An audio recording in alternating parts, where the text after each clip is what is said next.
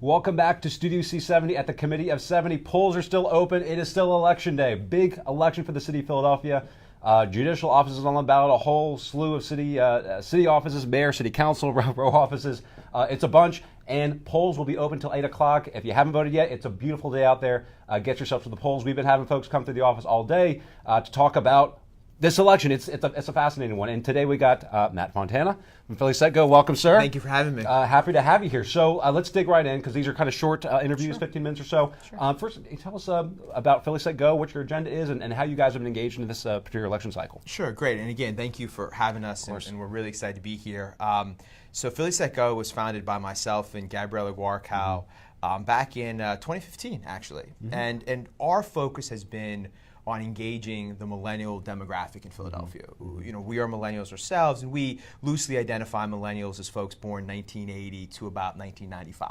Mm-hmm. And from our perspective, while there were a host of really great organizations to get folks involved in the city, there weren't a lot of organizations expressly focused on getting millennials engaged politically. And we felt that was something that needed to happen given the size of the demographic and the potential for the demographic to really count in an important electoral way. And I think we're starting to see that in some of the more recent elections. And what we wanted to do was create political space for folks to get involved on a bipartisan level. We're a 100% bipartisan organization. We wanted to make sure that we really built the case for why voting and engagement matters. And one of the things that we focus on is only state and local elections because, everyone seems to understand the importance of voting for president, voting for federal office. But most of the decisions that affect our day-to-day lives, whether it's education funding, whether it's job growth and economic growth, trash pickup, what development looks like in your neighborhood, that's decided either in Harrisburg or in Philadelphia. So we wanted to focus on making the case for why folks need to vote in those off-year elections like the one we're having today. Through education and awareness, we endorse and support candidates and just promote the importance of engagement in voting. Yeah. So I fall into this age bracket as well, sure. And we're ones who we probably pay more attention to this stuff than the typical millennial, typical person in this general age range. But other folks that you come across this this spring, what have you been hearing around this particular election? I feel like a lot of folks, not just folks our age, but older folks as well, have been trying to see if there's a bit of a political change in the city, whether the political power is shifting around a bit, whether it's establishment versus a complete newcomer, progressives in town, the growing immigrant population. Just like we obviously we have a unusually high number of folks running for city council at large, for example, which may be some kind of indicator. So like what are you kind of hearing and seeing out there as far as this election goes and how politics in the city may be changing? Well, it's interesting. I think I'd break that answer up into kind of like an insider's perspective and maybe an outsider's perspective. Absolutely. Folks who are already highly engaged, who are either interested in politics professionally or just interested in it or vote a lot, I think you're absolutely right. There's this sense that the political dynamic of the city, the relative power of the wards, the relative power of different demographics and interests within the city is starting to change. And I think you are seeing, as I'd mentioned earlier, a little more ascendancy on for younger voters, more diverse voters. The importance of immigrant issues absolutely is something, and a relative decrease in the importance of some of the traditional ward structure. And I think that's a whole nother discussion about the values and merits of that change. But one thing that always fascinates us, our organization really focuses on the voter who doesn't vote. Because we really want to grow the pie. And our view is, we need everyone participating to really get a good sense of what the polity, what the city really feels about these issues. And one of the initial barriers to engagement is, what do these positions do? Some of our best attended events have been, well, what's the role of the DA? Right. What's the role of the city commissioner or the city controller, right? Because we see when folks don't appreciate what the office can do, they quickly become cynical and disillusioned when the reason they went to the poll or the promise that was made wasn't fulfilled. And oftentimes that's because there's a disconnect between what the office can do, what the candidate's promising, and what really can be done. And understandably, candidates who are running for office have to spend a lot of time talking about why you should vote for them, and they can't necessarily spend their time talking about the process and why the office is important or what the office does. So city council at large, for example, is a position where I think there's some confusion about what makes it important and why should I, we all lead very busy lives, so why should I spend my time going to an election and casting that vote? Or the commissioners as well, I think is another example. So that's what we've heard a lot about is, why are these offices important? Why should I be spending my time engaging with them? And we've tried to provide some answers to those questions. Yeah. So so GOTV is that's a fairly significant part of what Philly Set Go. It is one part of what we do. Yes. Attempts to implement. So can I ask, like, what are some of the strategies or tactics that you go about using? I mean, you just mentioned having kind of 101 or introductory type programming for to like kind of on-ramp folks into our political and governmental system, but I mean, there's social media and texting and postcards. There's not a ton of literature on what works and what doesn't, but there is some. And at least something that we kind of talk about in this office a little bit is turnout is tough. It's expensive. Turnout's really tough, and we're an all-volunteer organization, and for us, it's kind of a labor of love, and so we don't often have the resources to do like a big texting campaign, and there's some legal issues around texting and how you do that and whatnot. So our focus is really at grassroots, almost like the dirt level, in terms of getting people engaged and thinking about politics. So probably the most direct way we reach the voter is through our email list. We're very active on email. We're very active on social media, Twitter, Facebook. Make sure to follow us at @PhillySetGo.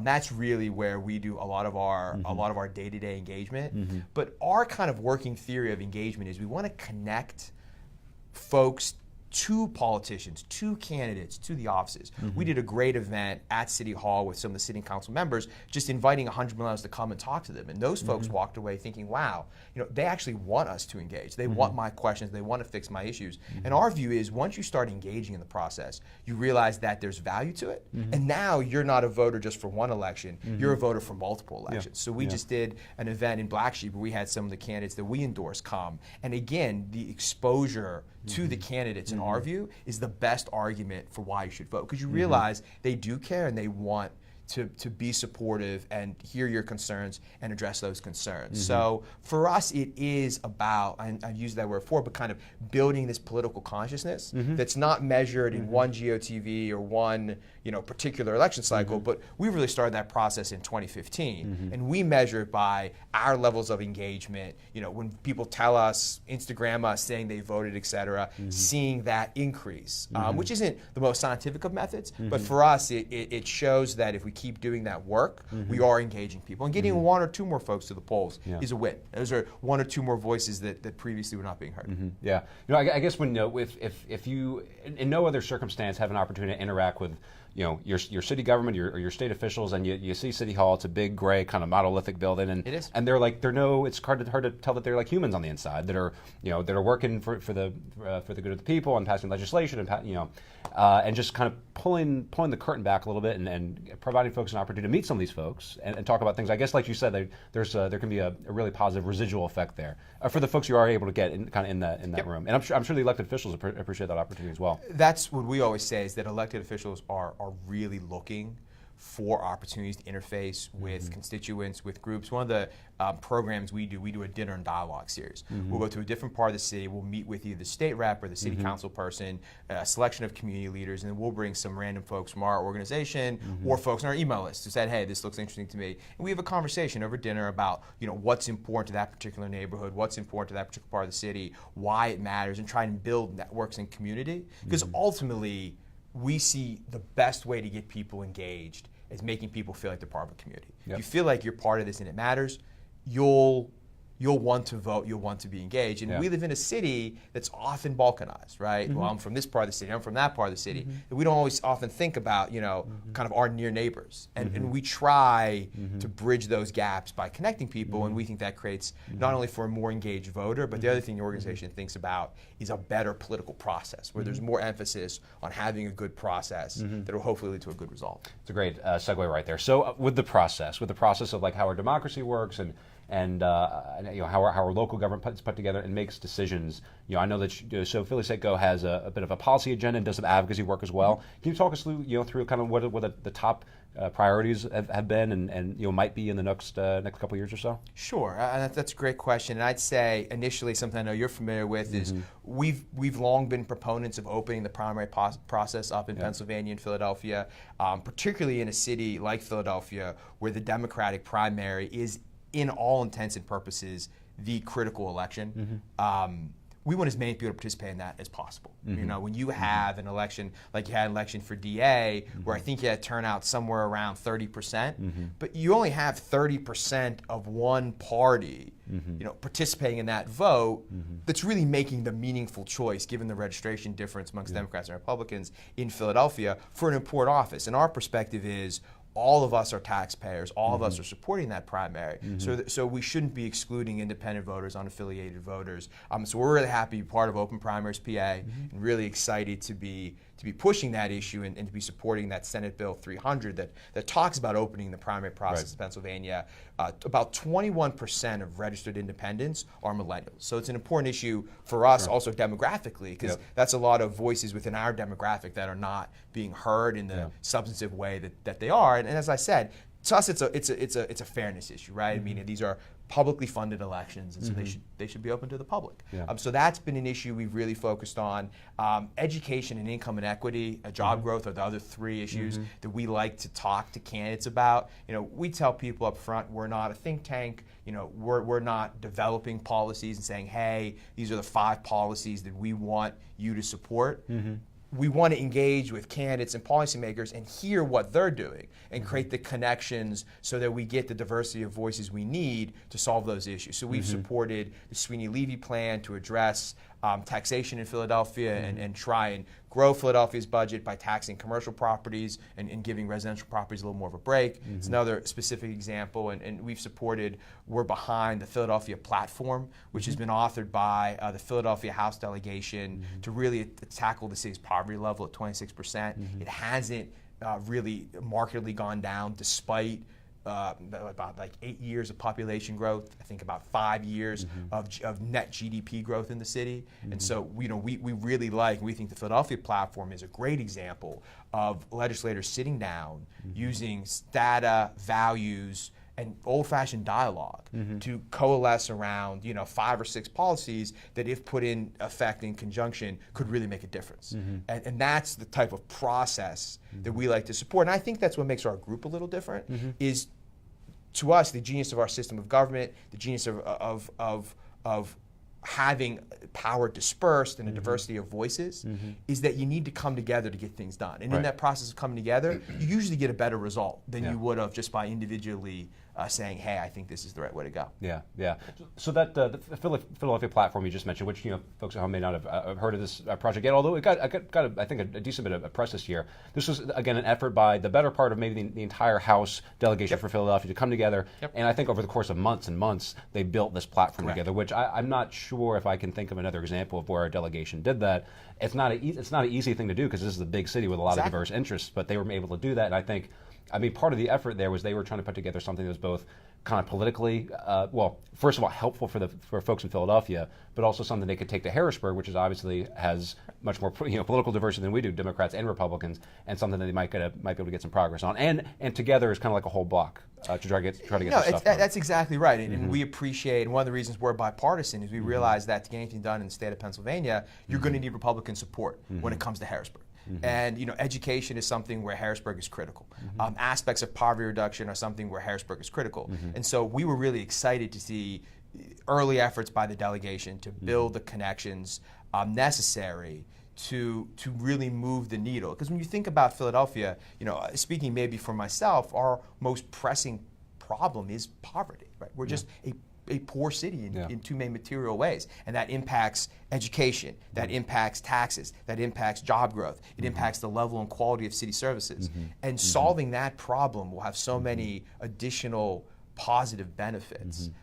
We were really excited. 2 of the candidates that we've supported past, Jared Solomon and Morgan Cephas, were integrally involved in that process. We were just really excited to see that, happen, to see Jared and Morgan taking a leadership role. Yeah. So you mentioned open primaries, and just also to be clear to folks at home, so the legislation that's out there right now, Senate Bill 300, being Senator Scarnati's bill, it simply proposes that unaffiliated independent voters will be able to choose one primary or the other to vote in, right? Because there are a number of different kind of flavors of primary reform out there. California has the nonpartisan top 2, which I don't think our legislators in the General Assembly are going to be considering that anytime soon. But this would be a big change, because I think, as you well know, the number of independents has been increasing both in Philly and across across the state. And I'm glad you plugged that. A lot of these folks are younger folks, who I assume are maybe growing disenchanted with the parties for. And I think the open primaries is a good example of why political compromise is necessary. If you asked me, and it was my world, right, I think a top 2 primary is the best way to go. To my mind, we're making decisions for the whole electorate. The whole electorate should participate. Yeah. And that really, I think that addresses some of the issues with gerrymandering, some of the other issues that are also nettlesome and need to be addressed. Yeah. But that, as you said, that solution is simply not politically feasible. So you say, well, why die on that hill when there's an opportunity to get legislation that might not be the optimal legislation in your eyes, but it moves the needle in the right direction. It increases the number of voices that can participate. And to us, that's why we support it, because it is, at least in a city like Philadelphia, bringing in, I think it's over 80,000 potential voters, right? And it's a lot. Our primaries tend to have low turnout to begin with. So frankly, having more voters is a win in and of itself. Yeah. So let me throw this at you as well, and I guess maybe you can decide whether or not you want to keep your Philly Set Go co-chair hat on. So I think Open Primaries Committee 70 would absolutely agree. Also part of Open Primaries PA, that's a quite a critical pro-democracy reform, not just for the city but for the state. What are the things you think folks in Philadelphia should be talking about? 70 put out a platform of sorts for the sake of discussion, debate. Just a couple months ago, called Philadelphia Resolution 1. It mentions a number of things: citizen-led redistricting in city council, term limits we put in there, even though term limits are a bit of a double-edged sword. So there's certain things that we could change by law here in Philly that may create a local democracy that's more open, transparent, accessible. There's also just kind of other dynamics in the way our city's politics work, whether it's around the wards or anything else. So I guess my question is this: if you could wave a magic wand and change a thing or 2 or 3 just here in Philly, what would those be? And it could be nonpartisan top 2 primaries, but it could be other things. And that's a fantastic This question. is the wish list here. I'm giving you a chance to put the wish list together. And that's tough. I think from an organizational standpoint, I can say first and foremost, certainly opening the primary, we think is critical, because again, if everything begins from the election, and the rules for the election are where you should start, right? And if we think there are distortions in our politics, then let's think about kind of what's point A, and that's the election. So I think opening the primary is a really good step.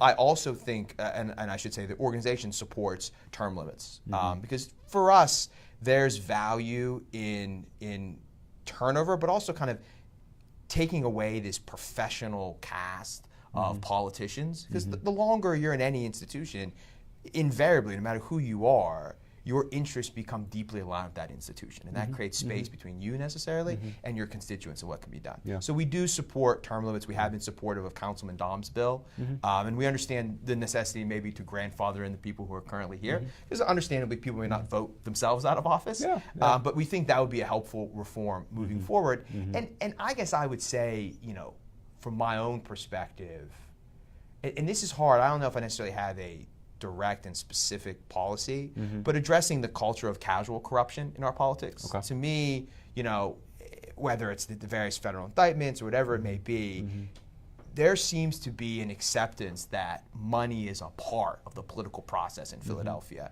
in a very transactional way, that it's okay that judicial candidates have to provide money towards in order to be endorsed, right? And that, to me, that casual corruption, it breeds a cynicism and an insider baseball that suppresses turnout, and it suggests to the average voter that unless you know somebody, your voice really doesn't matter. And so we sit around and question, why don't people vote? And I think we got to look at the process. And to me, that kind of casual corruption is a problem. It's not that people are putting hundreds and hundreds of thousands of dollars there, but every $1,000 here or there for this favor, that favor, that adds up, and that creates a problem. So just unpack that a little bit more. So we're talking about the fact that not just Philly, but Pennsylvania, actually across a huge swath of the United States, kind of this post-industrial kind of Rust Belt, we have a very kind of individualistic and transactional politics, which I remind folks that political culture comes down to people, and people move, and culture goes with them. So actually, if you go west, that culture kind of stops somewhere, and it's Chicago, Illinois, which if there's any city and state that kind of rivals ours in terms of these types of challenges, it's Chicago and Illinois. But what are a few other examples? So, I mean, councilman prerogative has gotten a good number of headlines. The council has an activities fund, which is it gets referred to kind of derisively as a slush fund of sorts, and I think in that particular example, like a lot of the money does end up going to legitimate community groups and projects, but it still comes back to like everything being relationship based, and probably I think. Is that kind of like a part of what you're getting to with so much of our politics and so much of who ends up in public office and who ends up having political power comes back to too much to relationships and too much to transactions? Yeah, I mean, I would agree with that. I guess what I'd say to be perfectly clear is relationships are a part of politics, and there's nothing wrong with that. Absolutely. But there's a difference between relationships and corruption, and there's particularly a difference between doing things in the public interest and doing things in your own interest. And I think that's really where I personally, not speaking necessarily for the group, come down in this issue is, our elected officials are operating in the public trust, right? And there's a high degree of value and scrutiny that comes along with that. And when a ward is handing out a sheet telling people, hey, you should vote for these people, that ward's acting in the public trust. And so what if we find out that that ward is selling off their endorsements to the highest bidder, right? Yeah. That breeds the type of cynicism and transactional nature where now the public interest is really being dressed up, and what's really there is a private interest. And to me, that type of cynicism and that type of lack of good faith is, as you said, it's a problem that's plagued politics in a lot of big urban post-industrial cities, Philadelphia being one of them.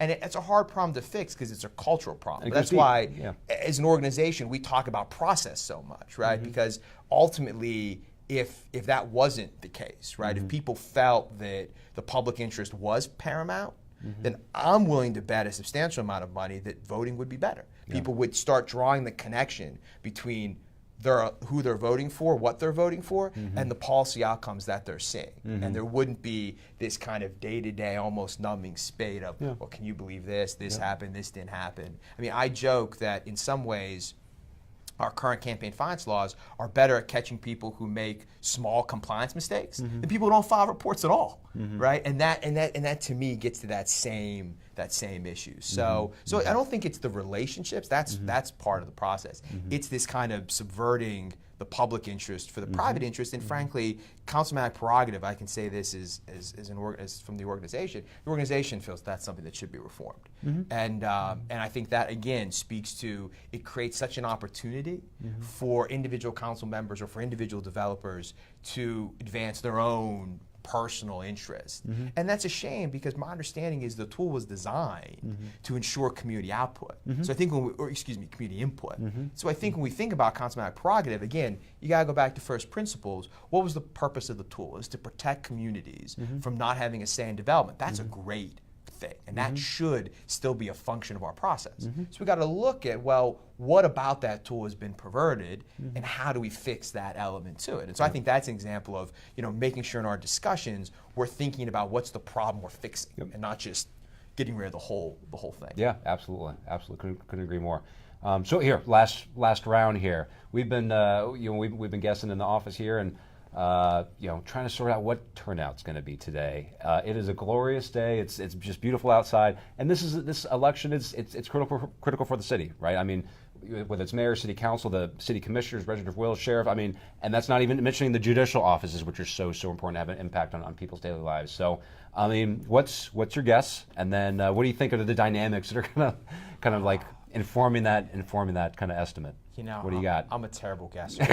I won't pin you to it. I mean, I think tomorrow turnout is going to be low. Okay. I was having a chat before I sat down here. There's someone far wiser than me said between about 2015 level and 2017 level, and that sounds about right. So something in the mid to upper 20s. I know in my division I was the 56th person who voted, and that was at noon. And so I don't think that's a great sign. And it's hard, I think we got to see how turnout comes. Obviously, hey, if you're watching now, vote. That's the most important thing. That's what we always talk about. You just got to vote. It is, we like to talk about the most important office in the country is the office of citizen, right? And this is our chance to discharge our constitutional responsibilities and obligations to kind of weigh in. So it is critical that we vote. But it's just hard. I don't know why turnout is so low. I suspect it's because there's still this dissonance between why this election matters and why these folks why they matter. And I think that gets back to the combination of cynicism and a sense that it's just not going to affect my life. And that's why we believe so much in taking the long road of educating and talking with voters and saying, hey, if you think your school's not where it needs to be, you should vote. If you think those potholes need to be fixed, you should vote. Right? If you don't like the development that's happening, gentrification, you should vote, because that's really where we get a chance to address and have our say on those issues, and that's going to leave an impact on the city for 25, 50, 100 years. We're still living with the decisions made 100 years before we were born. And so that's why voting's so important. Okay. All right. Well, we'll leave it there. Matt, thanks for coming in. Hey, thank you very much. This is great. All right. So